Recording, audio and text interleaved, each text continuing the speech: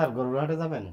হ্যাঁ, অবশ্যই গরুর হাটে যাব। আক্ষরিক অর্থে আমরা অনেক ইংলিশে বলি খাও মার্কেট, গরুর হাট। তাহলে এখানে তো আসলে শুধু গরু গরুর বিক্রি হাট করা হয় না হয় না। বা কেনা হয় না, বিভিন্ন ধরনের পশু বিক্রি পশুপাখি করা হয়। এটাকে বলতে পারি ক্যাটেল মার্কেট ক্যাটল মার্কেট, অথবা livestock market. Livestock market, আরেকটা শব্দ বলতে পারি, সেটা কি? Animal market, animal market. Okay, animal market. আচ্ছা তাহলে বাংলাটা কি বলেছেন স্যার? আপনি কি গরুর স্যার হাটে আপনি যাবেন, কি গরুর হাটে যাবেন? অর্থাৎ পশুর হাটে যাবেন, তাহলে কি বলবো? Market. Sir will you go to cattle market?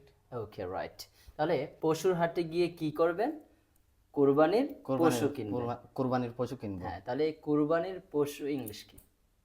Sacrificial animal. স্যাক্রিফিশাল animal. তাহলে এবার আমরা কুরবানির গরু কেনার পর কি করব? আমরা ওইটার নিয়ে এসে কুরবানি দেব। কুরবানি দেব। তাহলে কুরবানি দেওয়া ইংলিশ কি? স্যাক্রিফাইস। Sacrifice, right? ওকে, তাহলে কুরবানি দিতে গেলে আমাদের গরুটাকে বাঁধতে হবে, রাইট? বাদতে লাগবে। বাঁধা ইংলিশ কি? বাদা ইংলিশ ঠাই। ঠাই। বাঁধা ইংলিশ ঠাই। আচ্ছা, তাহলে বাঁধতে গেলে কি দরকার? রশি দরকার। রশি দরকার, অর্থাৎ দড়ির দরকার। তাহলে রশি বা দড়ি ইংলিশ কি?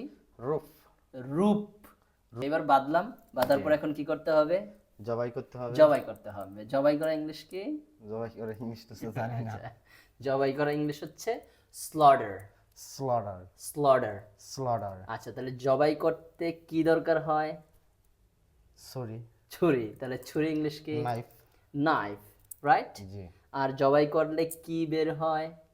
রক্ত। এটা তো আমরা জানি সবাই, এটা তো সবাই ব্লাড, জানি, রাইট? ব্লাড। সবাইকে জানাচ্ছি অগ্রিম ঈদের শুভেচ্ছা। ঈদ মুবারক।